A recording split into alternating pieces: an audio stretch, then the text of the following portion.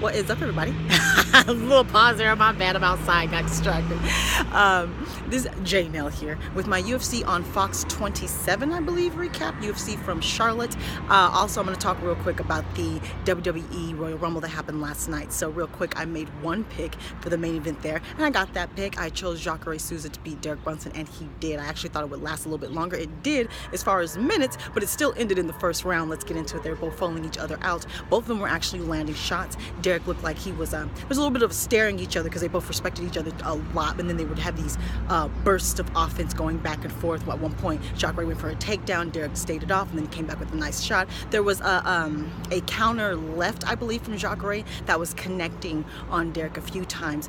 This ended towards the end of the first round. Jacare threw up a kick, and sometimes it's not the power, sometimes it's the placement. This kick landed right behind the ear of Derek, and it really threw his entire equilibrium off. I mean, he sent him stumbling and dazed. He followed up with a couple of shots that really in the same exact spot. One of those shots dropped him. I think the next one even woke him back up. I'm not sure. Someone let me know if he was knocked out and then knocked back in. I think this was declared a KO victory in favor of Jacare Souza, who got quite emotional afterwards and was laying on the ground. It looked like he was crying coming off of that loss, and just being 38, he's made a move to the States, and yeah, this might be his last gasp try for the title. There, you could see that emotion in his face. So who would you like to see next for the number 3 ranked welterweight in the UFC? Middleweight in the UFC, Mr. Jacare Souza. Now, or Souza. Anyway, I want to talk real quick about the WWE 2018 Royal Rumble. Just real quick about the Royal Rumble matches. First up with the guy match here.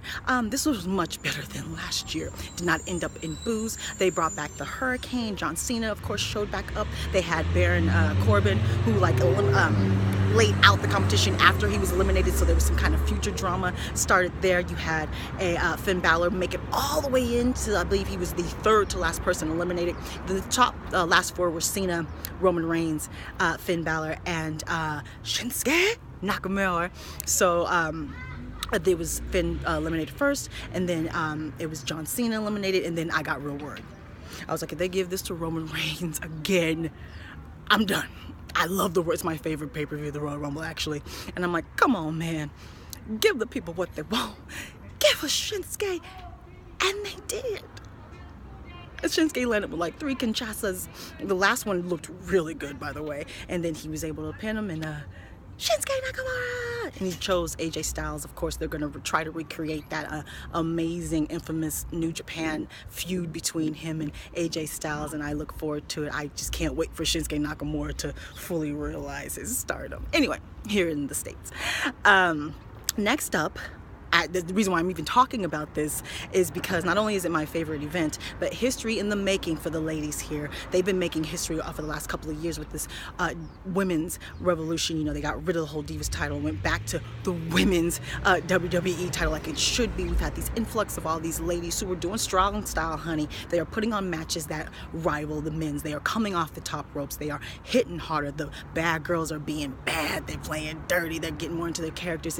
They have revolutionized women's wrestling. They really have, and they made all these firsts. The first Iron Man match, the first women's cage match, or Hell in a Cell, and now we had the very first women's Royal Rumble. The time was a little bit short in between. It was just 1.5 minutes instead of, I believe, the 2 minutes, so it lasted a little bit shorter, but it was 30 women, and they really made the best of this opportunity.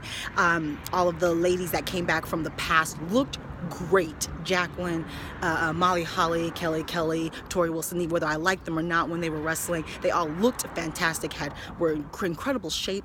Lita came back and was in the match far longer than I thought she would. She even did her moonsault off of the top rope and everything. She took a lot of damage. I was very nervous because of that horrific neck injury she faced, but she could go. She looked like she still had some left there, and she was in the match for quite a bit. So was Michelle McCool, and she looked great as well. She looked fit. Someone let me know if she might be thinking about a return, because she looked great. So did Trish Stratus. The other really huge name came in at number 30. was in the match for quite some time, so I don't think she's coming back. She's got a lot going on for her, but someone let me know about Michelle McCool. So I'm trying to remember the top 4 ladies. They all ganged up on Nia Jax, which I did not like. I would have rather them have Nia Jax clear out the field and make some kind of record with them, you know, how many ladies she got rid of, but whatever.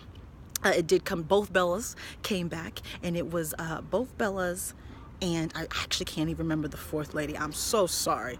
I'm so sorry. Oh, Trish. The Bellas, Trish, and Asuka.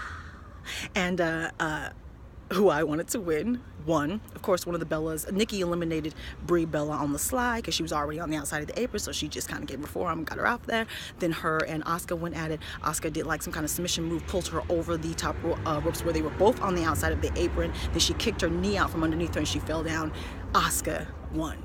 And I think this might be history too. They had 2 Japanese, not Japanese Americans, but 2 Japanese wrestlers win both the major matches on one of the biggest pay-per-views of the year. So that's got to be some kind of history as well. And Asuka, she's probably my favorite right now. So we didn't get a chance to see who she picked because of Miss Rowdy Ronda Rousey. There were rumors that she might be in the Royal Rumble. There was rumors that she would show up. I had completely forgot about her because the match was so good. But at the end, when Asuka was standing in between Flair and Alexa, trying to figure out who she was going to pick, I hope she picks Flair, out came Miss Rowdy Ronda Rousey. She came out, she came to the ring, she pointed to the WrestleMania sign, and she looked all the girls up and down, flipped her hair, and then she walked off. And as reported on the WWE website, they have signed her to a full-time deal. Looks like Miss Ronda Rousey has arrived.